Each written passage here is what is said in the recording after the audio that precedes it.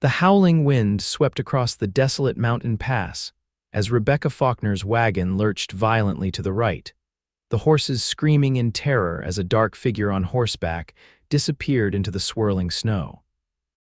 The year was 1873, and the unforgiving winter had descended upon the Arizona Territory with unusual ferocity, turning the normally dusty trail into a treacherous ribbon of ice and snow.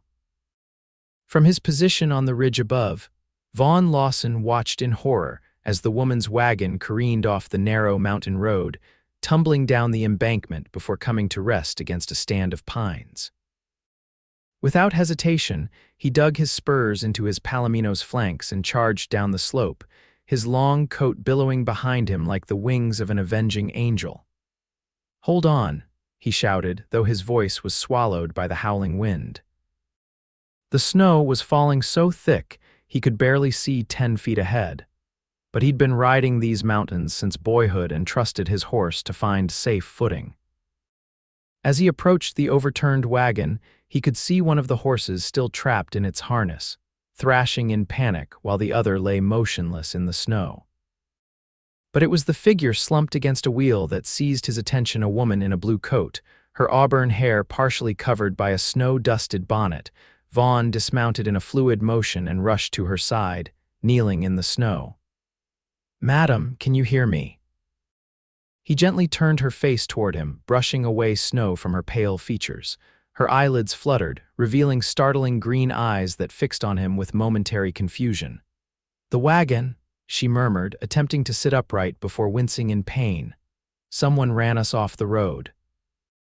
"Don't move just yet," Vaughn cautioned, quickly assessing her condition.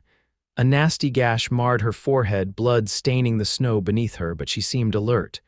"What's your name, madam?" "Rebecca," she replied, her breath forming small clouds in the frigid air. "Rebecca Faulkner." "I was heading to Gila City to join my brother." Vaughn nodded, his experienced eyes scanning the wreckage. "I'm Vaughn Lawson. I saw what happened. Someone deliberately forced you off the road." Rebecca's eyes widened. "Then I wasn't imagining it." "There was a rider. We need to get you somewhere warm," Vaughn interrupted, glancing at the darkening sky. "Night's coming, and this storm's only getting worse. My cabin's about 3 miles from here." She looked back at her wagon, distress evident in her expression. "My belongings." "We'll come back for what we can salvage once the weather clears," Vaughn promised. "Right now, we need to worry about keeping you alive." He helped her to her feet, steadying her as she swayed slightly. When she tried to take a step, she gasped in pain. "My ankle, I think it's sprained." Without hesitation, Vaughn swept her into his arms. "I've got you, Miss Faulkner." Rebecca stiffened at first, unaccustomed to such familiarity from a stranger, but the cold and her injuries left her little choice. "The horses," she said weakly. Vaughn's face tightened. "I'll have to come back for the living one. I'm sorry." He whistled for his Palomino, which approached obediently. With practiced ease, he managed to mount while still holding Rebecca, settling her in front of him in the saddle. He wrapped his coat around both of them, creating a small cocoon of warmth against the brutal elements. "Hold on," he instructed, placing her hands on the saddle horn. "It won't be a comfortable ride, but we need to reach shelter before this turns into a full blizzard." As they rode through the worsening storm, Rebecca found herself pressed against the chest of a complete stranger, a rugged cowboy, whose face she could barely make out beneath his snow-covered hat. Yet despite the dire circumstances, she felt an inexplicable sense of security in his arms. "How did you happen to be up there?" she asked, her voice nearly lost in the wind. "Not many travel this pass in winter." "I was tracking a mountain lion that's been taking calves," he replied, his deep voice resonating against her back. "Lucky thing I was." Rebecca nodded, wincing as pain shot through her head. Indeed. The journey seemed endless, the cold seeping through their clothing despite Vaughn's shared body heat. Rebecca fought to stay conscious, knowing that succumbing to sleep in such temperatures could be fatal. She focused on the steady rhythm of the horse's gait and the solid presence of the man behind her. By the time a small log cabin came into view, nestled against a hillside and nearly hidden by snowdrifts, Rebecca was trembling uncontrollably. her teeth chattering so hard she feared they might break. "Almost there," Vaughn encouraged, guiding his horse toward the structure. "Stay with me, Miss Faulkner." The cabin was simple but sturdy, built to withstand the harsh mountain winters. Vaughn dismounted first, then gently lifted Rebecca from the saddle. Her legs buckled immediately, and he carried her to the door, somehow managing to open it while still holding her. Inside, the cabin was dark and cold, but mercifully free from the howling wind. Vaughn placed Rebecca on a chair near the stone fireplace before quickly lighting a lantern.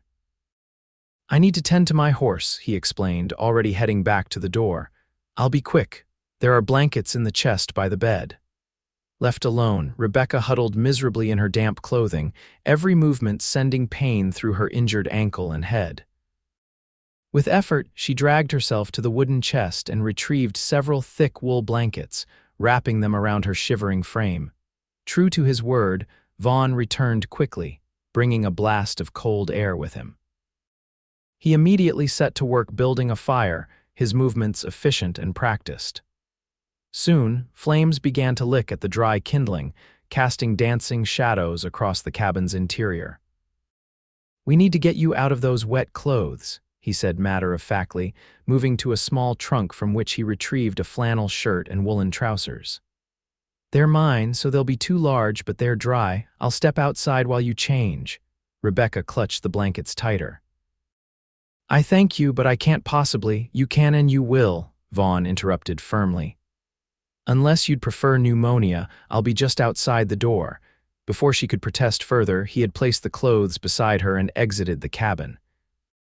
Left with little choice, Rebecca painfully shed her sodden garments, her fingers clumsy with cold as she struggled with buttons and laces.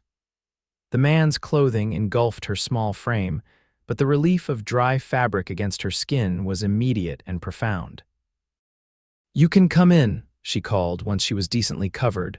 Vaughn re-entered, carrying an armload of firewood which he stacked near the hearth. His eyes briefly took in her appearance swimming in his clothes, auburn hair falling in damp tendrils around her face, a bruise beginning to form around the cut on her forehead, but his expression remained neutral. "Let me look at that wound," he said, retrieving a small wooden box from a shelf. He pulled a chair close to hers and gently tilted her face toward the firelight. "Not as bad as it could be, but it needs cleaning." Rebecca winced as he dabbed at the cut with a cloth soaked in what smelled suspiciously like whiskey. "Are you a doctor, Mr. Lawson?" A ghost of a smile crossed his face. "No, madam, just a rancher who's had his share of injuries. Out here you learn to tend your own wounds or you don't last long. And how long have you been lasting out here?" she asked, trying to distract herself from the sting of the alcohol. "Born and raised in these mountains," he replied, his touch surprisingly gentle for hands so weathered and strong. "My father settled this land before Arizona was even a territory, passed the ranch to me when he died 5 years ago." Rebecca studied him as he worked. In the firelight, she could see him clearly for the first time, a man perhaps in his early 30s, with a face tanned and lined from years in the sun. His hair was dark brown, nearly black, and his eyes were a deep blue that reminded her of mountain lakes. A scar ran along his jaw, testifying to a life of hard work and danger. "There," he said finally, applying a small bandage to her forehead. "Now let's see that ankle." With professional detachment, he examined her swollen ankle, his calloused fingers probing gently. "Sprained, not broken." "You're lucky." He wrapped it firmly with a strip of cloth. "You should stay off it for a few days." Rebecca stared at him in dismay. "A few days, but I need to get to Gila City. My brother is expecting me." Vaughn moved to a small stove in the corner and began preparing a pot of coffee. "Nobody's going anywhere until this storm passes, Miss Faulkner, and judging by the sound of it, that could be a while." As if to emphasize his point, the wind howled ferociously around the cabin, rattling the shuttered windows. Rebecca felt a shiver that had nothing to do with the cold. The reality of her situation was beginning to sink in, stranded in a remote cabin with a man she had just met, her wagon destroyed, her possessions scattered across a snowy mountainside. "I understand your concern," Vaughn said, seeming to read her thoughts. It's not proper you being here unchaperoned, but sometimes survival takes precedence over propriety. Rebecca straightened her shoulders. I'm not some sheltered debutante, Mr. Lawson. I've faced worse situations than this. Something in her tone must have intrigued him, for he paused in his coffee making to look at her more closely. Have you indeed? What brings a woman like you to this territory alone, if I might ask? My brother James runs the assay office in Gila City, she explained. After my husband died last year, he invited me to join him. There's little left for me in Boston now. I'm sorry for your loss, Vaughn said, his voice softening. Rebecca nodded, accepting his condolence with quiet dignity. Thomas died of consumption. It was a long illness. She didn't add that their marriage had been more one of convenience than passion, arranged by families who valued connections over compatibility. Thomas had been kind but distant, and their 3 years together had passed in a polite formality that resembled friendship more than love. Vaughn handed her a steaming mug of coffee. Drink this, it'll warm you from the inside. She accepted gratefully, wrapping her hands around the hot mug. The rich aroma filled her senses, momentarily distracting her from her predicament. Thank you for everything. I would likely have frozen to death if you hadn't come along. Anyone would have done the same, he replied dismissively. No, Rebecca said firmly. Not anyone would have ridden into a blizzard to help a stranger. Not anyone would have shared their home and clothes. She studied him over the rim of her mug. You're a good man, Mr. Lawson. Vaughn seemed uncomfortable with the praise, turning away to tend the fire. You mentioned someone ran you off the road. Did you get a look at them? Rebecca frowned, trying to recall the terrifying moments before the crash. It happened so quickly. A rider came out of nowhere directly at my team. The horses panicked. I remember a dark coat, maybe a hat pulled low, nothing distinctive. Did you pass anyone on the trail before that? Anyone who might have had reason to target you? No one, Rebecca said, then hesitated. Though I did stop in Prescott 2 days ago, there was a man at the hotel who asked too many questions about my journey, said he was heading to Gila City himself. Vaughn's expression darkened.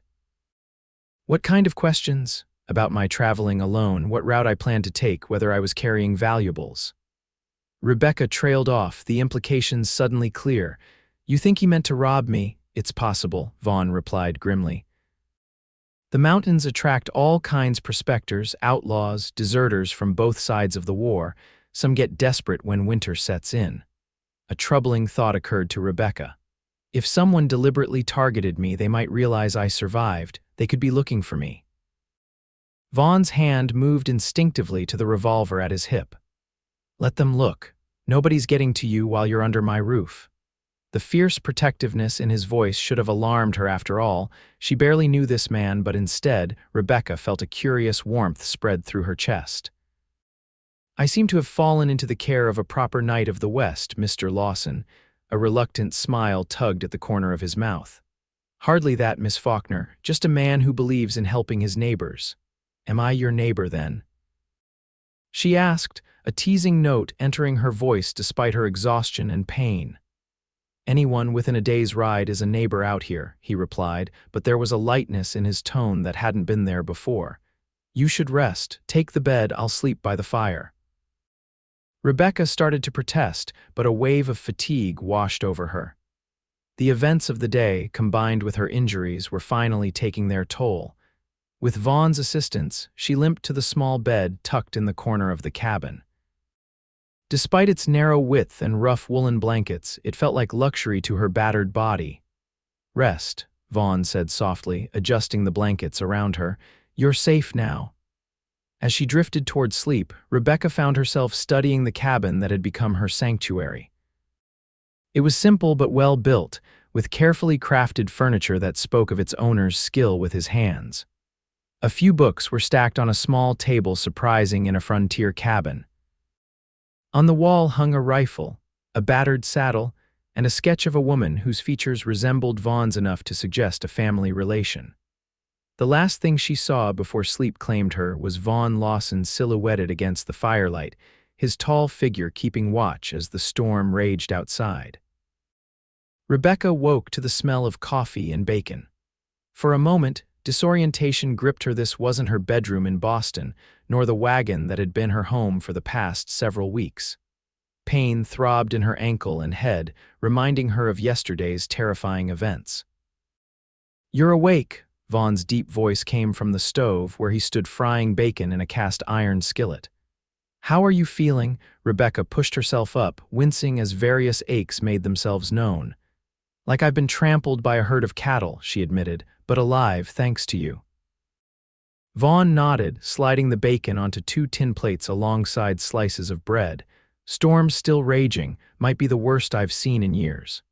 Rebecca listened to the howling wind outside and shivered despite the cabin's warmth. "How long do you think it will last?" "Hard to say. Mountain weather is unpredictable, could be a day, could be 3. He brought a plate to her, along with more coffee. "Best make yourself comfortable." As they ate in companionable silence, Rebecca found herself studying her rescuer more carefully. In daylight, filtering through the cabin's small windows, she could see details she'd missed the night before. Though his clothes were functional and worn, they were clean and well-maintained. His movements were economical, with none of the flamboyance she'd observed in some Western men eager to impress. Most striking were his eyes, intelligent and observant, missing nothing. "Tell me about your ranch," she prompted, curious about this solitary man. Vaughn seemed surprised by her interest but obliged. "It's modest by some standards, 100 head of cattle, good water rights, decent grazing even in drought years. My father chose the location well. And you run it alone?" Rebecca asked, noting the absence of any personal touches that might suggest a wife or family. "I have 2 hands who help with the cattle, Miguel Ortiz and his son Carlos. Good men, they live down in the valley with Miguel's family." Vaughn sipped his coffee. "They handle things when I'm away." "Like when you're tracking mountain lions," Rebecca suggested. A slight smile touched his lips. "Or rescuing damsels in distress." Rebecca laughed, surprised by his unexpected humor. "I assure you, Mr. Lawson, I am rarely in distress. Yesterday was an exception." "Vaughn," he said suddenly. "Out here, formality seems excessive. Call me Vaughn."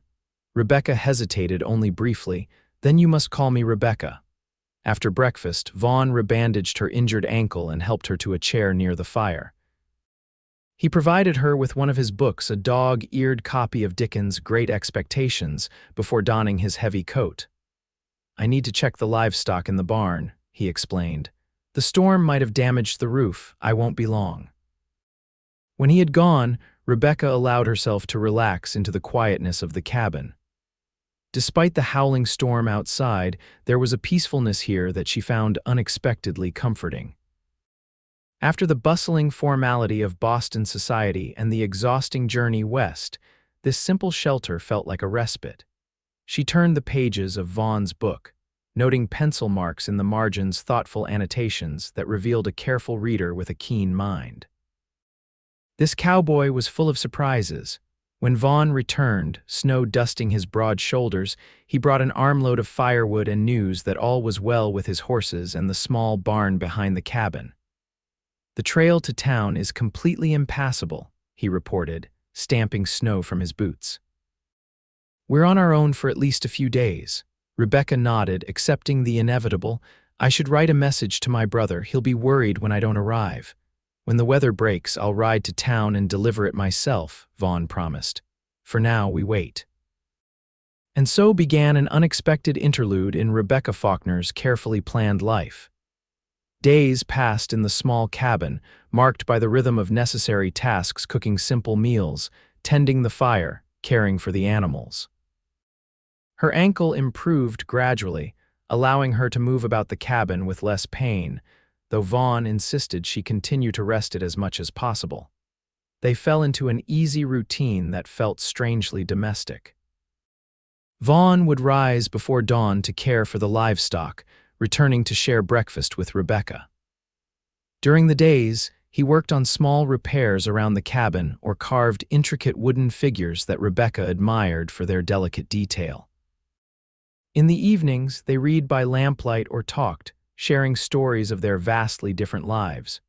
Rebecca told him of Boston society, of concerts and lectures, of the stifling expectations placed on women of her class. She spoke of her brief marriage to Thomas, a man 20 years her senior who had offered security but little passion. After he died, everyone expected me to remarry quickly, she confided one evening as they sat before the fire. As if I were a piece of furniture to be passed from one household to another. Vaughn's expression darkened. Is that why you came west? To escape another arranged marriage? Rebecca considered this. Partly, but also to find something that was mine, a life I chose, not one chosen for me. She smiled ruefully. Though I didn't expect that life to include being stranded in a blizzard. Life has a way of surprising us, Vaughn agreed, his gaze lingering on her face in a way that made her heart beat faster. In turn, Vaughn shared tales of growing up in the untamed Arizona territory, of learning ranching from his father, a former Army scout who had settled in the mountains after the Mexican-American War. He spoke of his mother, a schoolteacher from Philadelphia who had adapted to frontier life with determination and grace. She died when I was 16, he told Rebecca, his voice softening with memory. Fever took her. My father was never the same after. Is that her? Rebecca asked, gesturing to the sketch on the wall. Vaughn nodded. My father drew it. He had quite a talent, though he rarely had time for it, too busy building a life out here. And you, Rebecca asked, have you built the life you wanted? Something flickered in his eyes, a momentary vulnerability quickly concealed. I've built a good life. It's solid, secure. But is it the life you wanted? She persisted gently. Vaughn rose and added another log to the fire, using the action to avoid her gaze. Wanting and having are different things, Rebecca. A man learns to be content with what he has. His words held a resignation that struck her as profoundly sad. This capable, intelligent man had settled for contentment rather than happiness. The realization bothered her more than it should have. On the third day of their confinement, the storm finally began to abate. The howling wind died down to occasional gusts, and the heavy snowfall thinned to scattered flakes. Vaughn ventured further from the cabin, returning with the news that while the passes remained blocked, the immediate area was navigable. We should be able to recover your wagon tomorrow. He told Rebecca over dinner a stew he had prepared from dried beef and preserved vegetables. See what can be salvaged. Rebecca nodded, surprised by the ambivalence she felt. Part of her was eager to continue her journey to Gila City, to reunite with her brother and begin her new life. But another part, a part that grew stronger each day, was reluctant to leave the quiet companionship she had found in this mountain cabin. You've been more than kind, she said, meeting his gaze across the table. I don't know how to thank you properly. No thanks needed, Vaughn replied, his expression unreadable. Anyone would have done the same. We both know that's not true, Rebecca said softly. A comfortable silence fell between them, filled with unspoken things. That night, unable to sleep despite her comfortable bed, Rebecca rose and moved to the cabin's single window. She pushed aside the heavy curtain and looked out at the transformed landscape. The storm had left behind a pristine world of white, bathed now in moonlight that turned the snow to silver. It was breathtakingly beautiful and utterly wild. Couldn't sleep. Vaughn's voice came quietly from behind her. Rebecca turned to find him standing a few feet away, his tall figure silhouetted against the dying firelight. It's beautiful, she said, gesturing to the view. I've never seen anything like it. He moved to stand beside her, looking out at the moonlit wilderness. The mountains have their own kind of beauty, not gentle but honest. Like you, she said without thinking. Vaughn looked down at her, surprise evident in his features. They were standing very close now, close enough that Rebecca could feel the warmth radiating from his body. Rebecca, he began, his voice low and uncertain. Whatever he might have said was interrupted by a sound from outside, the distant but unmistakable crack of a rifle shot echoing through the mountains. Vaughn tensed immediately, all trace of the previous moment's vulnerability vanishing. Stay here, he ordered, moving swiftly to retrieve his rifle from the wall. What is it? Rebecca asked, alarmed by his sudden transformation. Could be nothing, a hunter, but this close to my property. He checked the rifle's loading mechanism with practiced efficiency. "Stay inside and away from the windows. Bar the door behind me." "You can't go out there alone," Rebecca protested. "What if it's the person who ran me off the road?" Vaughn's expression hardened. "All the more reason for you to stay here." Before she could argue further, he had donned his coat and hat and slipped out into the moonlit night. Rebecca hurried to secure the door as instructed, her heart pounding with fear not for herself, but for the man who had stepped into potential danger to protect her. Long minutes passed as Rebecca strained to hear any sound from outside. The cabin, once a cozy refuge, now felt exposed and vulnerable. She moved away from the windows as Vaughn had instructed, but positioned herself where she could see the door. After some hesitation, she retrieved Vaughn's revolver from its holster hanging near the bed. The weight of it was unfamiliar in her hand, but she had watched her brother clean and load similar weapons enough times to understand its basic operation. A sudden noise at the door made her start. "Rebecca, it's me," Vaughn's voice called. "Open up." She hurried to unbolt the door, relief flooding through her as Vaughn stepped inside, unharmed but grim-faced. "Found tracks about a quarter-mile down," he reported, stamping snow from his boots. "2 horses headed east. They've been watching the cabin." Rebecca's blood ran cold. "Do you think it's the same person who attacked my wagon?" "Can't be sure, but it seems likely." Vaughn secured the door and moved to the fireplace, adding wood to the dying embers. "They fired that shot to see if anyone would come investigating, a way to gauge who's here and how alert we are." "What do we do?" Rebecca asked, setting the revolver carefully on the table. Vaughn noticed the weapon and raised an eyebrow but made no comment. "We stay vigilant." "I'll keep watch tonight. Tomorrow, we'll recover what we can from your wagon and make for town. You'll be safer there." Rebecca nodded, though the prospect of leaving the cabin, of ending this strange interlude with Vaughn, filled her with an unexpected sadness. "I'm sorry to have brought trouble to your door," Vaughn's expression softened as he looked at her. "You didn't bring it, Rebecca. Someone else did, and they'll answer for it." There was a quiet intensity in his voice that reminded her that, beneath his calm exterior, was a man accustomed to the harsh realities of frontier justice. In that moment, she realized how little she truly knew about Vaughn Lawson and how much she wanted to learn. "You should try to sleep," he suggested, more gently. "Tomorrow will be a long day." Rebecca nodded and returned to the bed, though she knew sleep would be elusive. From her position, she could see Vaughn settle into a chair near the window, rifle across his lap, his profile sharp against the renewed firelight.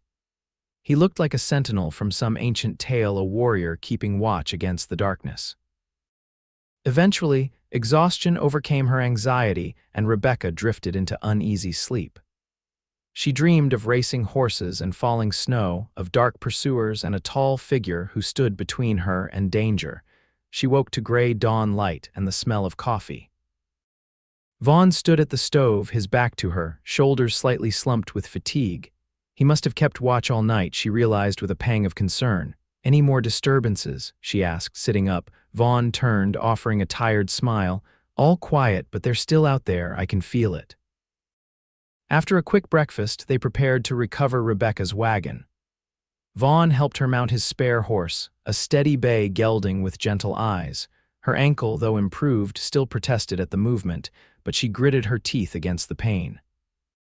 She had endured worse on the journey from Boston. They rode in watchful silence, Vaughn scanning the snow-covered landscape constantly for any sign of threat.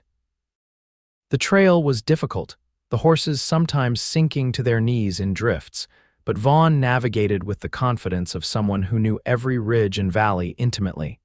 When they reached the site of the accident, Rebecca gasped at the scene. In daylight, the danger of her situation was starkly evident. The wagon had tumbled down a steep embankment, coming to rest against trees that had prevented it from plummeting further into the ravine below.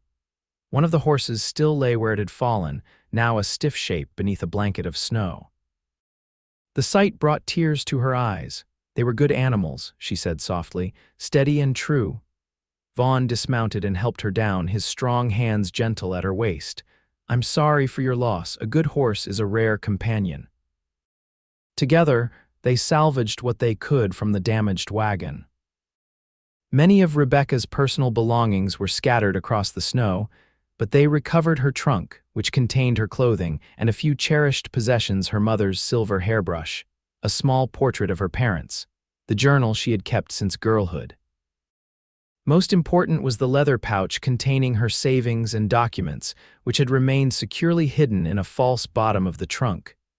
"You travel prepared," Vaughn remarked, helping her secure the trunk to his packhorse. Rebecca smiled grimly. "My father taught me that a woman alone must be twice as cautious and thrice as clever as any man. Your father sounds like a wise man." "He was," Rebecca agreed, a touch of sadness in her voice. "He would have liked you, I think." Vaughn looked surprised, then pleased by the comment. He helped her remount, his hands lingering at her waist a moment longer than necessary. The contact sent warmth through her despite the cold air. They had just turned to head back to the cabin when a shot rang out, splintering a tree trunk inches from Vaughn's head. Instantly, he pushed Rebecca from her saddle into the snow, covering her body with his own as another bullet whizzed overhead. "Stay down," he ordered, drawing his rifle in one fluid motion. He fired twice in the direction of the shots, then pulled Rebecca behind the shelter of a large pine. Heart-pounding, Rebecca pressed against the rough bark, acutely aware of Vaughn's body shielding hers, his arm braced beside her head as he peered around the tree. "Can you see them?" she whispered. "Ridge to the east," he replied tersely. "At least 2 of them." Another shot struck the tree, sending bark fragments flying. "We're pinned down."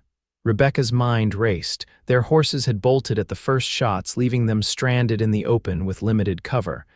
"What do they want? If it's robbery, I have money in that trunk." "I don't think it's just robbery," Vaughn said grimly. "Someone wants to make sure you don't reach Gila City." The implication chilled her. "But why? I'm just joining my brother." "Your brother, the assay officer," Vaughn reminded her, firing another shot toward their attackers. "A man who determines the value of mining claims. A man who could be very useful to the wrong people or very inconvenient." Understanding dawned on Rebecca. "You think someone is trying to get to James through me?" "It's possible." Vaughn ducked as another bullet struck nearby. "Mining disputes turn deadly out here all the time. Your brother might have enemies he hasn't told you about." The shooting suddenly intensified, bullets thudding into the snow around them. Vaughn pulled Rebecca closer, his body a shield against the barrage. "When I say run, head for that outcropping of rocks," he instructed, nodding toward a formation about 50 yards downhill. "I'll cover you." "I won't leave you," Rebecca protested, Vaughn's blue eyes locked with hers, fierce and determined. "You have to. I can hold them off better if I'm not worrying about you in the open." Before she could argue further, he leaned around the tree and fired several rapid shots. "Now, run." Instinct took over, and Rebecca pushed away from the tree, half running, half sliding down the snowy slope toward the rocks. Gunfire erupted behind her, but Vaughn's covering fire kept the attackers from taking careful aim. She reached the relative safety of the rocks, her lungs burning from the cold air, and pressed herself flat against the stone. From her position, she could see Vaughn exchanging fire with at least 2 shooters positioned among the trees on the opposite ridge. He was outnumbered and exposed, with only the single pine for cover. Fear gripped her heart as a bullet struck uncomfortably close to him, sending up a spray of snow. Without conscious thought, Rebecca reached for the small derringer she kept concealed in her boot, a precaution her brother had insisted upon when she began her journey west. The tiny 2-shot pistol wasn't much, but it was better than nothing. Taking a deep breath, she aimed at the flash of movement she glimpsed among the distant trees and fired. Her shot likely went wide, but the unexpected gunfire from a new position seemed to confuse the attackers momentarily. Vaughn seized the opportunity, darting from his position to a better vantage point behind a fallen log. He glanced in her direction, surprise and grudging admiration visible even at this distance. The firefight continued for what seemed like hours but was probably only minutes. Then suddenly the attacking gunfire ceased. Silence fell across the snowy landscape, broken only by the distant call of a crow. "They're pulling back," Vaughn called softly to Rebecca. "Stay where you are." He waited, rifle ready, scanning the ridge where their attackers had been positioned. After several tense minutes with no further gunfire, he signaled for Rebecca to join him, covering her movement with his rifle. "That was foolish," he said when she reached him, but there was no real anger in his voice. "And possibly what saved us. Where did you get that pea-shooter?" Rebecca tucked the Derringer back into her boot. "My brother sent it with his invitation, said a woman traveling alone needed protection." "Smart man, your brother." Vaughn's expression turned serious. "But we're not safe yet. They've withdrawn for now, but they'll be back. We need to find the horses and get to town." Rebecca nodded, her earlier adrenaline fading into exhaustion and pain as her injured ankle protested the recent exertion. "Do you think they'll follow us to Gila City?" "Not likely. Too many witnesses, too much law." Vaughn helped her up, his touch gentle despite the urgency of their situation. "But the journey there won't be easy. It's at least a day's ride in good conditions, longer in this snow." As if on cue, a soft whinny came from down the slope. Vaughn's Palomino had returned, trailing its reins in the snow. Of Rebecca's mount and the pack-horse carrying her trunk, there was no sign. "At least we have one horse," Rebecca said, trying to sound optimistic. Vaughn's mouth tightened. "We'll have to ride double. It'll slow us down, but we don't have a choice." He helped Rebecca mount, then swung up behind her, his arms encircling her as he took the reins. The intimacy of the position was not lost on either of them, but survival took precedence over propriety. They rode cautiously, Vaughn choosing a route that utilized natural cover whenever possible. He kept them off the main trail, instead navigating through dense forest where the overhanging pines had prevented snow from accumulating too deeply. "Who do you think they are?" Rebecca asked as they picked their way down a steep incline. "Hard to say. Could be local troublemakers, could be professionals." Vaughn guided the horse around a patch of treacherous ground. "Either way, they're determined. And well-informed," Rebecca added thoughtfully. "They knew I was coming, knew my route." Vaughn nodded against her shoulder. "Someone in Prescott might have tipped them off after you mentioned your plans." The reminder of her carelessness stung. "I should have been more careful." "You couldn't have known," Vaughn assured her. "The territory attracts all types. Most are just looking for a fresh start, but some bring their darkness with them." They rode in silence for a time, each lost in thought. The forest around them was eerily beautiful, the snow-laden branches creating a cathedral-like canopy overhead. Despite the danger, Rebecca found herself appreciating the wild majesty of this untamed land. As the day wore on, the temperature dropped further. Rebecca's injured ankle throbbed with cold and pain, and she found herself leaning more heavily against Vaughn's chest. His steady warmth at her back was the only thing keeping the bitter chill at bay. "We need to stop soon," Vaughn said as the afternoon shadows lengthened. "The horse needs rest, and the temperature will drop dangerously after sunset. Is there shelter nearby?" Rebecca asked through chattering teeth. "There's an old line shack about 2 miles ahead. It's not much, but it's got walls and a roof." The line shack proved to be little more than a one-room wooden structure used by cowboys when working the far boundaries of ranch lands. It was dusty and sparse, containing only a crude bunk, a small pot-bellied stove, and a rickety table with one chair. But to Rebecca, chilled to the bone and exhausted, it looked like a palace. Vaughn quickly got a fire going in the stove while Rebecca huddled in the single blanket they had salvaged from his saddlebag. Outside, the light was fading rapidly, the forest darkening around their precarious sanctuary. "We should reach Gila City by tomorrow afternoon if we start at first light," Vaughn said, warming his hands at the stove. "The main road should be easier traveling once we hit it." Rebecca nodded, too tired for words. The events of the day had drained her completely, and now that they had stopped, reaction set in. Her hands trembled not just with cold, but with delayed fear, Vaughn noticed immediately. Without a word, he came to sit beside her on the narrow bunk, wrapping an arm around her shoulders. "You're safe," he said quietly. I won't let anything happen to you." The simple declaration, spoken with such certainty, broke something in Rebecca, tears she had been holding back since the wagon accident spilled down her cheeks. "I'm sorry," she whispered, embarrassed by her weakness. "Don't apologize," Vaughn said, his deep voice rumbling against her ear. "You've shown more courage than most men I know." Rebecca looked up at him, suddenly aware of how close they were sitting, of the strength in the arm that held her, of the genuine concern in his blue eyes. Something shifted between them in that moment, a recognition, a possibility. "Vaughn," she began, uncertain what she wanted to say. He reached up to brush a tear from her cheek, his calloused fingers surprisingly gentle. "Rebecca," he replied, her name a question and an answer all at once. The distance between them seemed to shrink, the cold forgotten as Vaughn's gaze dropped to her lips. For a heartbeat, Rebecca thought he might kiss her and realized with startling clarity that she wanted him to. The moment was shattered by a sound outside, the distinctive crunch of a footstep in snow. Vaughn was on his feet instantly, rifle in hand, all trace of tenderness replaced by alert watchfulness. "Get down," he whispered, motioning Rebecca to the floor beside the bunk. He moved silently to the window, staying to the side as he peered out into the gathering darkness. Rebecca's heart hammered in her chest as she crouched on the rough wooden floor. Had their pursuers found them already? The small shack suddenly felt like a trap, one door, two windows, nowhere to run. Vaughn remained perfectly still at the window, his experienced eyes scanning the darkened forest. Minutes stretched into an eternity as Rebecca held her breath, straining to hear any sound above the pounding of her own pulse. Finally, Vaughn relaxed slightly. "Dear," he murmured, relief evident in his voice.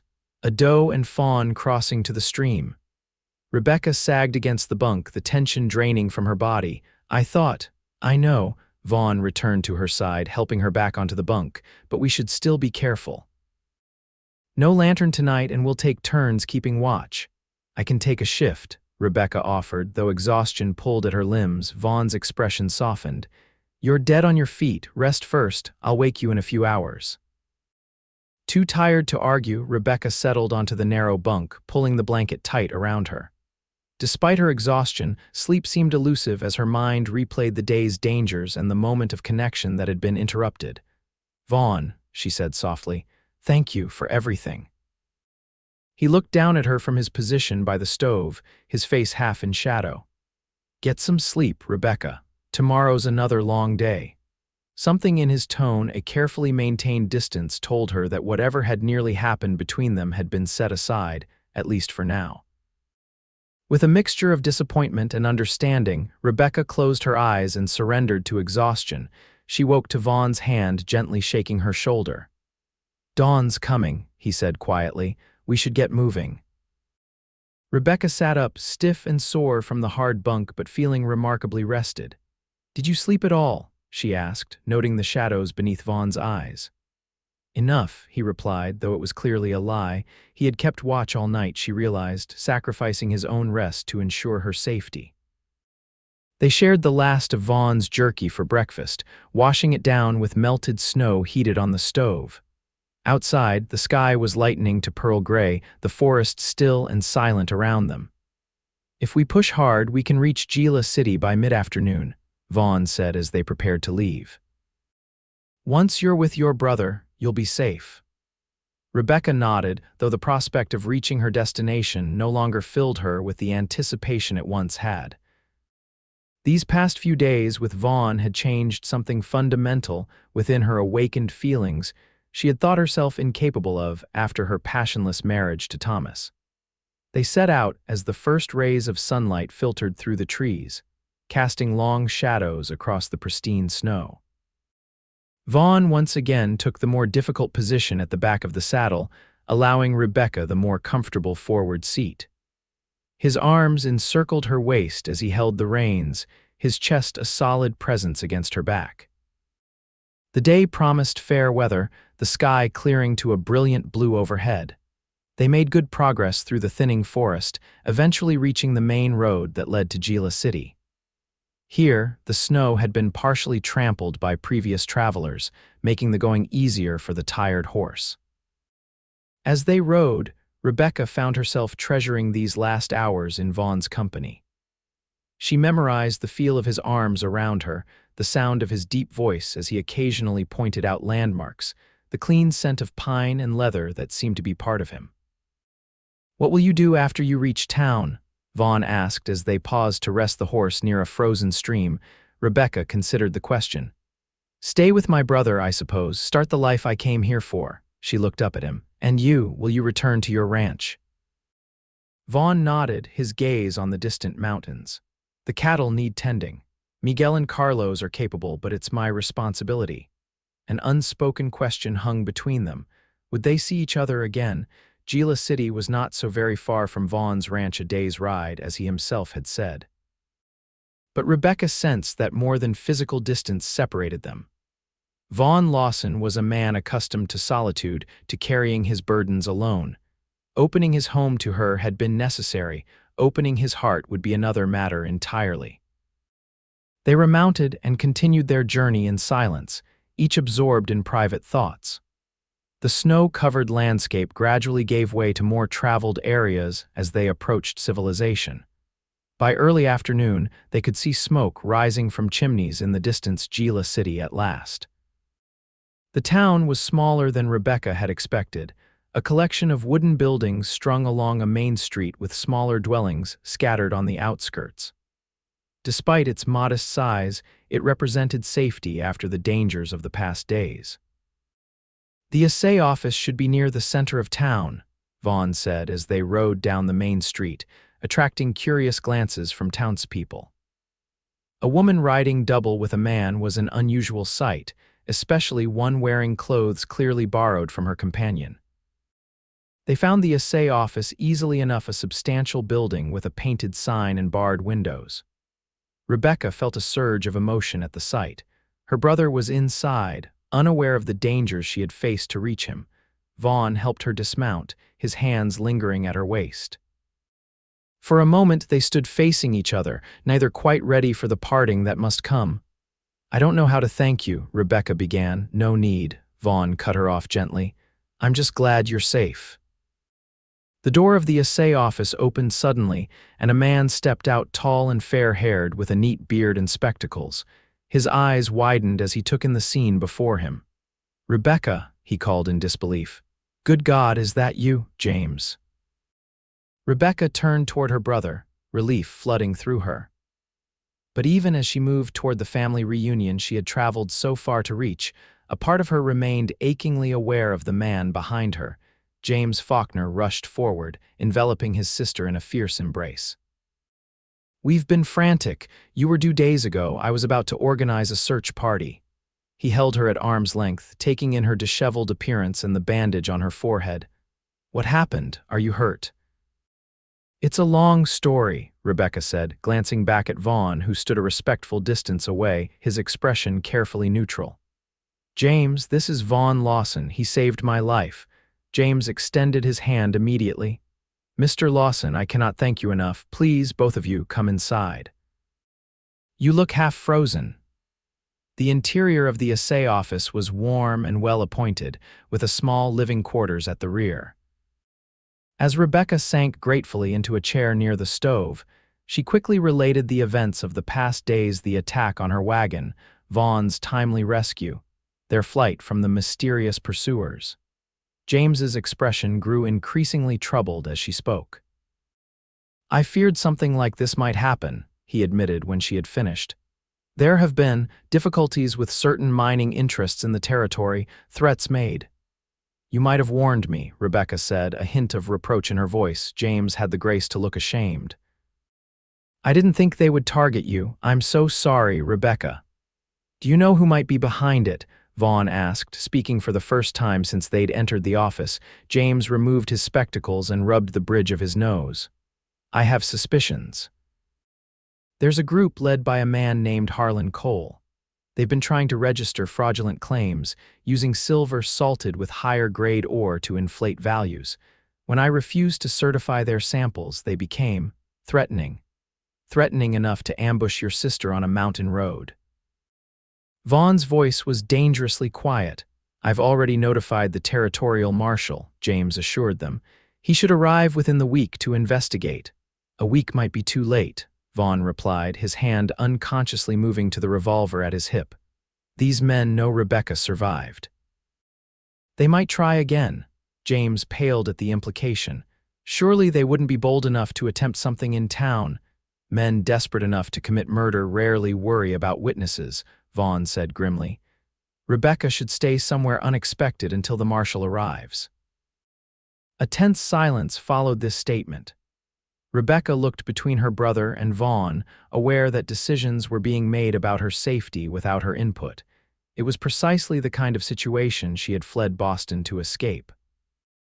I believe I should have some say in this, she stated firmly, drawing surprised looks from both men. If these men are targeting me to get to James, then perhaps the solution is for me to be visibly elsewhere while the marshal conducts his investigation. What are you suggesting? James asked cautiously. Rebecca met Vaughn's gaze directly. Mr. Lawson's ranch is remote and defensible. If I were to return there temporarily, it might draw attention away from you and give the marshal time to act. Vaughn's expression revealed nothing of his thoughts, but a muscle tightened in his jaw.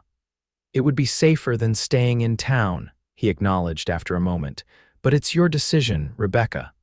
The use of her given name did not go unnoticed by James, whose eyebrows rose slightly. Is this what you want, Rebecca, after traveling so far to reach Gila City? Rebecca thought of the days spent in Vaughn's cabin, the quiet conversations by firelight, the growing connection she'd felt, the moment in the line shack that had nearly changed everything. Yes, she said simply. I think it's for the best. James studied his sister's face, then nodded slowly. Very well, but I insist on providing you with proper supplies this time. He turned to Vaughn, and you, sir, must accept payment for your trouble. That won't be necessary, Vaughn replied stiffly. I didn't help your sister expecting compensation. An awkward silence fell, broken only when a customer entered the front office, requiring James's attention. Left alone with Vaughn, Rebecca felt suddenly shy, uncertain how to express what she was feeling. You don't have to return to the ranch, Vaughn said quietly. There are other solutions. The hotel here has secure rooms. Is my presence at your ranch unwelcome? Rebecca asked directly, meeting his gaze. Vaughn's eyes darkened. You know it isn't. Then why are you trying to dissuade me? He moved closer, lowering his voice though they were alone. Because I'm not sure I can trust myself around you, Rebecca. These past days. He trailed off, seemingly unable to find the words for what had developed between them. Rebecca's heart quickened. I'm not asking you to make any declarations, Vaughn. I'm simply suggesting a practical solution to a dangerous situation. A ghost of a smile touched his lips. Practical? Is that what you call riding off alone with a man you barely know? I know enough, Rebecca replied with quiet certainty. I know you're honorable. I know you're kind beneath that stoic exterior. I know I've never felt as alive as I have these past days, despite the danger or perhaps because of it. Vaughn's expression softened, the careful mask he maintained slipping to reveal a vulnerability that touched her deeply. Rebecca, whatever he might have said, was interrupted by James's return. I've arranged for supplies, he announced, oblivious to the charged moment he had disrupted. And I've purchased a horse for Rebecca. One of my deputies will ride with you to the edge of town, just as a precaution. Preparations for departure moved swiftly after that. By late afternoon, Rebecca found herself once again on horseback, this time astride a sturdy bay mare of her own. She wore clothes hastily purchased from the town's general store, practical riding attire that fit her far better than Vaughn's borrowed garments. Her few recovered possessions were packed in saddlebags, along with provisions supplied by her concerned brother. Be careful, James urged as they prepared to depart. The marshal should arrive within days. As soon as these men are in custody, I'll send word. Rebecca embraced her brother, torn between the joy of their reunion and the pull she felt toward the quiet cowboy waiting patiently on his palomino. I will, and you take care as well. These men sound dangerous. I have deputies watching the office, James assured her. Now go before it gets any later. The mountain trails are treacherous after dark. With a final farewell, Rebecca rode out of Gila City beside Vaughn, a deputy following at a discreet distance. They traveled in silence until they reached the outskirts of town, where the deputy bid them farewell and turned back. Alone at last on the trail leading into the mountains, Rebecca felt a curious mixture of trepidation and anticipation. She was riding back into potential danger, yet she felt oddly exhilarated by the decision. "We should reach the ranch by nightfall if we make good time," Vaughn said, breaking the silence that had stretched between them. "The main trail is clear enough now." Rebecca nodded, studying his profile as he rode beside her. Something had changed in him since they'd entered town. A guardedness had returned, as though the walls that had begun to lower between them during their days in the cabin were being rebuilt stone by stone. They rode steadily through the afternoon, the landscape growing wilder as they left civilization behind. The snow sparkled in the late sunshine, creating a fairy-tale world of white and gold. Under different circumstances, Rebecca would have found it breathtakingly beautiful. Now she remained vigilant, scanning the trail ahead and behind for any sign of pursuit. As twilight descended, Vaughn's ranch came into view, a collection of well-maintained buildings nestled in a sheltered valley. A larger cabin than the one they had shared stood at the center, with a barn, corral, and several outbuildings arranged nearby. Smoke rose from the chimney, indicating someone was in residence. "Miguel must have come up to check on things," Vaughn observed as they approached. "He does that when I'm gone more than a day or two." As if summoned by his name, a middle-aged Mexican man emerged from the barn, his weathered face breaking into a smile at the sight of his employer. "Señor Vaughn, gracias a Dios." He hurried forward to take the reins of Vaughn's horse, then noticed Rebecca. His smile widened. "And you bring a guest. Welcome, Señora." "Miguel, this is Miss Rebecca Faulkner," Vaughn introduced. "She'll be staying with us for a time." He dismounted and moved to help Rebecca from her horse, but she had already swung down independently, mindful of her healing ankle. Miguel's eyes twinkled with undisguised interest. "It is a pleasure, Miss Faulkner." "My wife will be most happy to know Señor Vaughn has finally brought a lady to his home." Rebecca couldn't help but smile at the man's transparent matchmaking, even as Vaughn cleared his throat uncomfortably. "Miss Faulkner is here for her safety, Miguel. There's been trouble." The ranch hand's expression sobered immediately. "What kind of trouble, Señor?" "The kind that might follow us here," Vaughn replied grimly. "We'll need to keep watch, especially at night. Is Carlos with you?" He is checking the north pasture. He will return by supper." Miguel turned to Rebecca with a courtly bow. "Please, Miss Faulkner, let me show you to the house. It is simple but comfortable." The main house was indeed larger than the mountain cabin, with a spacious central room that served as both kitchen and living area, and several small bedrooms opening off a short hallway. A fire burned cheerfully in the stone fireplace, and the rich aroma of something cooking filled the air. "I prepared a stew when I saw riders approaching," Miguel explained, gesturing to a pot hanging over the fire. "It is simple fare but hot.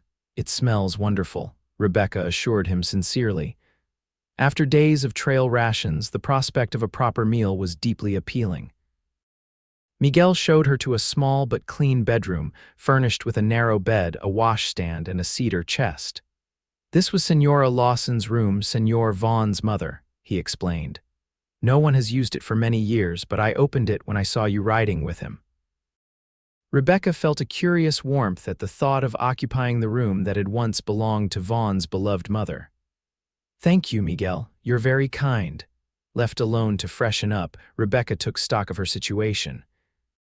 She had fled Boston to escape the constraints of society, seeking independence and purpose in the West. Instead, she had found danger, adventure, and now, feelings for a solitary rancher that complicated everything she had planned. She washed the dust of travel from her face and hands, changed into clean clothes from her saddlebag, and attempted to bring order to her travel-worn appearance.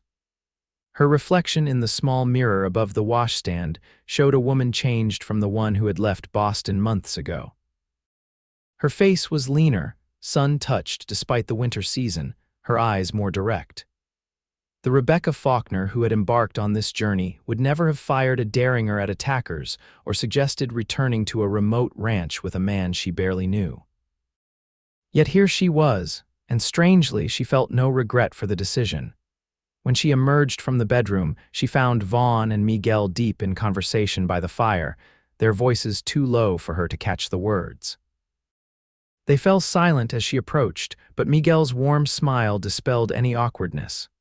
"Come, Miss Faulkner, sit and eat," he invited, ladling stew into a wooden bowl. "You must be hungry after such a journey." The meal was simple but delicious, a hearty stew of beef, beans, and chilies, served with cornbread that Miguel proudly declared was his wife's recipe. Rebecca ate hungrily, realizing she had barely touched food all day. As they ate, Miguel regaled them with news of the ranch calves born during Vaughn's absence, repairs completed on the north fence line, a mountain lion sighted but not yet captured. Through it all, Vaughn remained unusually quiet, contributing only occasional comments or questions. When the meal was finished, Miguel excused himself to prepare the bunkhouse for Carlos's return. Left alone with Vaughn, Rebecca felt the weight of unspoken things between them. "I hope my presence here won't be too disruptive," she ventured, breaking the silence. Vaughn looked up from the coffee he'd been staring into. "It's no disruption. The ranch is large enough." His tone was neutral, impossible to read. Rebecca studied him across the table, wishing she could understand what had caused this withdrawal. "Vaughn," she began hesitantly. "Have I done something to offend you? You've hardly spoken since we left town." He sighed, setting down his cup. "You haven't offended me, Rebecca. I'm just concerned about the situation. These men who attacked you are dangerous. Having you here puts you at risk." "I was at risk in town, too," she pointed out. "At least here I'm away from my brother, which might give the marshal time to apprehend these men." Vaughn nodded, acknowledging the logic of her argument. "Still, we'll need to be vigilant. Miguel and Carlos will help keep watch, but I don't want you venturing out alone while you're here." Rebecca bristled slightly at the protective command. "I'm not helpless, Vaughn. I did manage to fire that derringer, remember?" A reluctant smile tugged at his lips. "I remember. Nearly gave me heart failure seeing you take aim like that." "My father believed women should know how to protect themselves," Rebecca said. "He taught both my mother and me to shoot." "Your father was an unusual man for Boston society." "He was." Rebecca smiled at the memory. "He would have thrived out here, I think. He never quite fit the mold of a proper Boston gentleman, too adventurous, too outspoken." "Like his daughter," Vaughn observed, his voice softening. The compliment warmed her. "I hope so. I've always felt I was a disappointment to Boston society, too bookish, too independent, not pretty enough to make a good match despite my family's connections." Vaughn's gaze sharpened. "Not pretty enough? Who told you that nonsense?" Rebecca flushed, realizing she had revealed more than intended. "It was implied rather than stated directly. When your husband is 20 years your senior and marries you for your family name rather than any particular attraction." "Your husband was a fool," Vaughn said with unexpected vehemence. The declaration hung in the air between them, charged with implications neither was quite ready to acknowledge. Rebecca looked down at her empty plate, unsure how to respond. The moment was broken by the sound of hoofbeats outside. Vaughn was instantly alert, hand moving to his holster as he rose and moved to the window. "It's Carlos," he reported after a tense moment, his shoulders relaxing. Riding fast, though, he opened the door as a young man, perhaps 20 years old, dismounted from a lathered horse. Carlos spoke rapidly in Spanish, gesturing toward the mountains. Though Rebecca couldn't understand the words, the urgency in his tone was unmistakable. Vaughn listened intently, his expression growing grim. When Carlos finished, he turned to Rebecca. "Riders coming up the valley road." 4 men, armed. Carlos spotted them from the ridge. Rebecca's blood ran cold. "Cole's men, seems likely. They're not trying to hide their approach." Vaughn's mind was already working, calculating options. "Miguel," he called, and the older man appeared from the direction of the barn. "We have company coming. Get the rifles from the gun cabinet and position yourself at the north window." Carlos, take the south approach. Both men nodded and moved to follow his instructions without question. Vaughn turned back to Rebecca. They're still about 20 minutes out. We need to get you somewhere safe. Rebecca's mind raced. The barn or one of the outbuildings, Vaughn shook his head. That's the first place they'll look if they don't find you in the house, he considered for a moment. There's a root cellar behind the kitchen. Small entrance, easily defensible. Miguel's wife stocked it well before winter set in. He led her quickly to the kitchen, where he moved aside a braided rug to reveal a trapdoor in the floor. Pulling it open, he revealed a narrow ladder descending into darkness. It's dry and has ventilation, he assured her, lighting a lantern and handing it to her. There's a small cot against the far wall where Miguel's wife rests during canning season.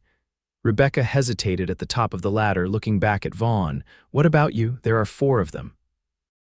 With Miguel and Carlos, we're evenly matched, he replied, checking his revolver. And we have the advantage of home ground. Fear gripped her heart, not for herself, but for this man who had already risked so much for her. Vaughn, she began, her voice catching, please be careful. Something in her tone made him pause. He stepped closer, his eyes searching her face. Rebecca, he said softly, then seemed to make a decision. In one swift movement, he pulled her to him and captured her lips with his. The kiss was brief but intense, conveying all the feelings they had been dancing around since that night in the lined shack. When he pulled back, his eyes were dark with emotion. That's in case I don't get another chance to do it, he said roughly. Now go. Half dazed by the unexpected kiss, Rebecca descended into the root cellar. Vaughn closed the trapdoor above her, and she heard the scrape of the rug being replaced. Alone in the lantern-lit space, surrounded by shelves of preserved foods and sacks of vegetables, Rebecca tried to calm her racing heart. Above, she could hear the muffled sounds of preparation boots on wooden floors, the metallic click of weapons being checked, low voices conferring about strategy. Then silence fell, a waiting stillness that stretched her nerves to the breaking point. The distant sound of approaching horses eventually broke the silence, followed by the creak of saddles as men dismounted. Heavy footsteps on the porch, then a loud knock that reverberated through the floorboards above her head. Lawson, open up, we know you're in there, a voice called, rough with command. Rebecca couldn't hear Vaughn's response, but there was a brief exchange, then the unmistakable sound of the door opening. Straining to hear, she caught fragments of conversation. Just want the woman. Don't know what you're talking about. Saw you ride in with her. Leave my property. The voices grew more heated, tones hardening into threats. Then, suddenly, the explosive crack of gunfire erupted above. Rebecca pressed her hands to her mouth to stifle a cry, her heart pounding with terror not for herself, but for Vaughn, Miguel, and Carlos facing the intruders. The gunfight was brief but intense, shots echoing through the house and presumably out into the yard as combatants moved for better position. There were shouts, a crash of breaking furniture, more gunfire, then an eerie silence that was somehow more frightening than the chaos that had preceded it. Rebecca stood frozen at the bottom of the ladder, lantern in hand, uncertain what to do. Had Vaughn and his men prevailed? Or were Cole's men now searching the house, looking for her long minutes passed with no sound from above? Rebecca was considering whether to risk climbing up to investigate when the trapdoor suddenly lifted. She shrank back, ready to defend herself, but it was Vaughn's face that appeared in the opening, streaked with soot but blessedly alive. It's over, he called down, his voice raspy. You can come up now. Rebecca scrambled up the ladder, nearly dropping the lantern in her haste. As soon as she emerged from the cellar, she threw herself into Vaughn's arms, clutching him tightly as though to reassure herself of his solid presence. You're not hurt. She asked, pulling back to examine him frantically. Just some scrapes and bruises, he assured her, though she noticed he was favoring his left arm. Miguel took a bullet graze to the shoulder, but he'll be fine. Carlos is unharmed. Rebecca looked around at the devastated kitchen, broken crockery, overturned furniture, a window shattered by gunfire. And Cole's men, 2 dead, Vaughn replied grimly. 2 fled, but they won't get far. Carlos went for the sheriff in the next town. He should be here by morning. The reality of what had happened men dead because of her hit Rebecca with sickening force. She swayed slightly, and Vaughn guided her to a chair that had survived the chaos. "This isn't your fault," he said firmly, as if reading her thoughts. "These men chose their path when they decided to threaten your brother and attack you." Rebecca nodded numbly, her eyes fixed on a dark stain on the wooden floor that she knew must be blood. "What happens now?" "Now we wait for the sheriff and the territorial marshal," Vaughn said, kneeling beside her chair. "They'll want statements from all of us. With any luck, the surviving men will implicate Cole and this whole business will be over." His words were reassuring, but Rebecca sensed a finality in them that troubled her. Once the danger was past, what reason would she have to remain at the ranch? She would be expected to join her brother in Gila City as originally planned. The thought of leaving Vaughn, of returning to the life she had envisioned before meeting him, filled her with a hollow ache. In just a few short days, this man had become essential to her in ways she couldn't fully articulate. "Vaughn," she began hesitantly, "about what happened before the kiss." His expression became guarded. "I shouldn't have done that, it was presumptuous." "No," Rebecca said quickly, "that's not what I meant. I'm glad you did." She flushed, unused to speaking so directly about such matters. "I've been wanting you to since that night in the line shack." Vaughn's eyes darkened at her admission. "Rebecca, you should know that I'm not. I don't have much to offer a woman like you. This ranch, these mountains, it's a hard life, far from the comforts you're accustomed to. You think I came west seeking comfort?" Rebecca asked, a hint of challenge in her voice. "I left comfort behind in Boston. I came seeking something real, something honest." She reached out to touch his face, her fingers tracing the scar along his jaw. "I found it in you." The naked vulnerability in Vaughn's eyes nearly broke her heart. This strong, capable man who faced danger without flinching was terrified of the feelings growing between them. "I barely know you," he protested weakly. "You know the essential parts," Rebecca countered. "Just as I know yours, the rest, we can learn in time." Vaughn captured her hand against his cheek, his calloused fingers entwining with hers. "Are you saying you want to stay here at the ranch?" "I'm saying I want the chance to see what might grow between us," Rebecca clarified. "Whether that's here or in Gila City or somewhere else entirely. That's something we can decide together." A slow smile spread across Vaughn's face, not the guarded half-smile she had become accustomed to, but a genuine expression of hope and joy that transformed his features. "Together," he repeated, as though testing the word. "I like the sound of that." He leaned forward, and this time when their lips met, there was no urgency of potential parting, only the sweet promise of a beginning. Rebecca wound her arms around his neck, returning the kiss with all the feelings that had been building since he had first found her in the snow. They were interrupted by a discreet cough from the doorway. Miguel stood there, his shoulder bandaged, a knowing smile playing about his lips. "Pardon, but Carlos has returned with the doctor from town. He is tending to the bodies and wishes to check my shoulder." Vaughn rose, keeping hold of Rebecca's hand. "Of course, show him in." As Miguel turned to leave, he paused, his eyes twinkling. "I will write to my wife tonight. She will be most pleased to hear that Señor Vaughn has finally found his corazon." When they were alone again, Rebecca raised an eyebrow questioningly. "His what?" Vaughn's cheeks colored slightly. "His heart. Maria, Miguel's wife, has been telling me for years that my heart was waiting somewhere and I just needed to find it." His blue eyes held hers intently. She was right, as she usually is. Rebecca felt a rush of emotion so powerful it brought tears to her eyes. "Vaughn Lawson, are you declaring yourself to me?" "Inelegantly, perhaps," he admitted with a rueful smile. "But yes, I believe I am. I know it's too soon, and there are practical matters to consider: your brother, your plans in Gila City, the fact that we've known each other less than a week." Rebecca silenced him with a finger to his lips. "Sometimes a week is all it takes to know your own heart." She smiled up at him, certain in a way she had never been before. "Besides, my brother can visit. Gila City is only a day's ride away, as someone once pointed out to me." Vaughn laughed, the sound rich and free in a way she hadn't heard before. He pulled her close, resting his forehead against hers. Rebecca Faulkner, you are the most remarkable woman I've ever met.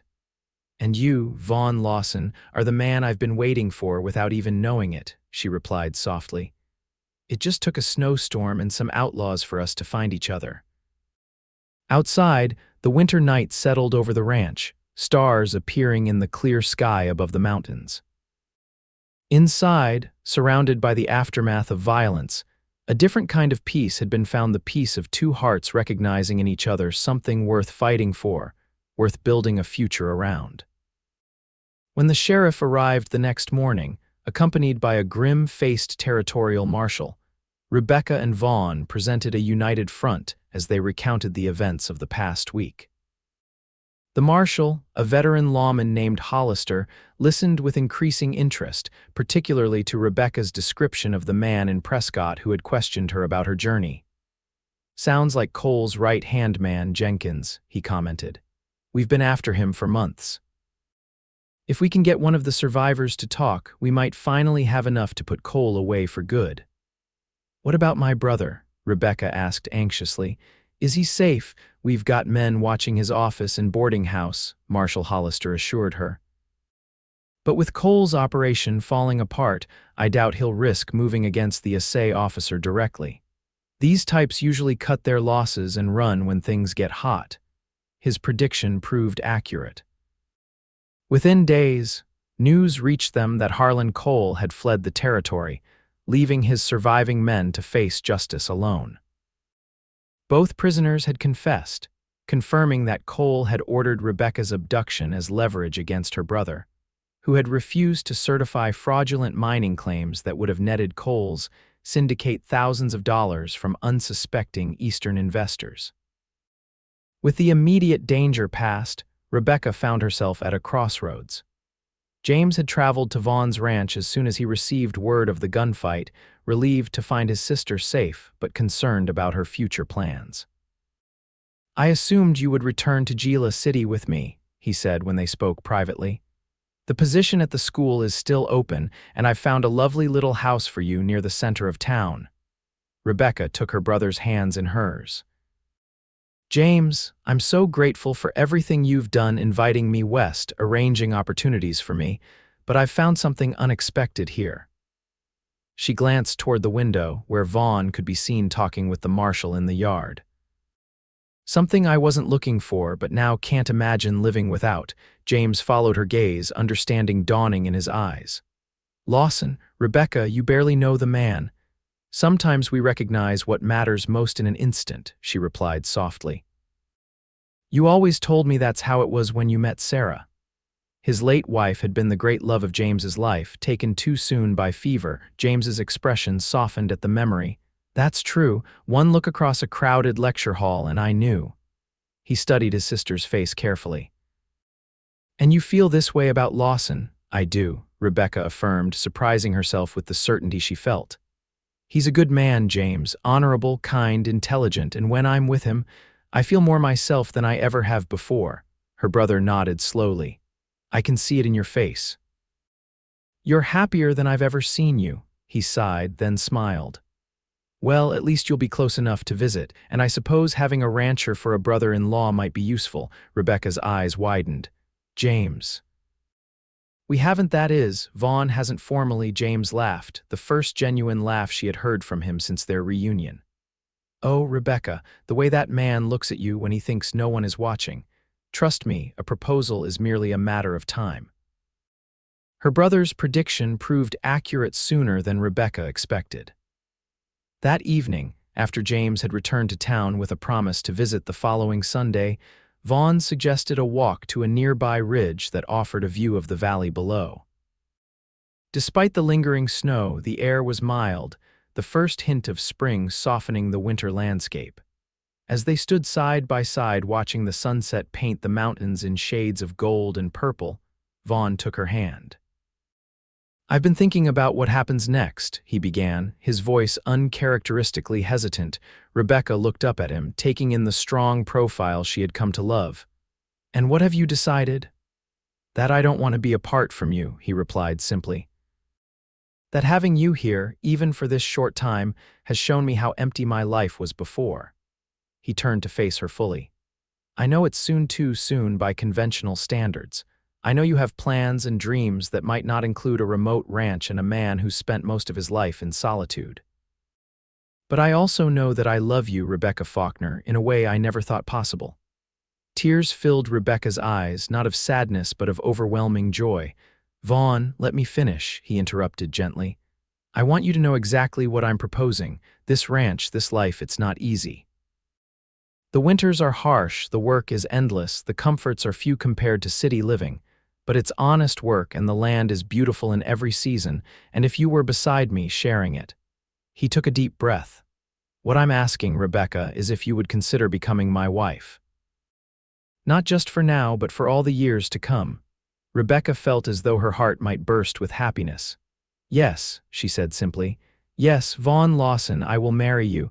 Joy transformed his features as he pulled her into his arms. Their kiss was both tender and passionate, a promise of the life they would build together. When they finally parted, breathless, Vaughn pressed his forehead to hers.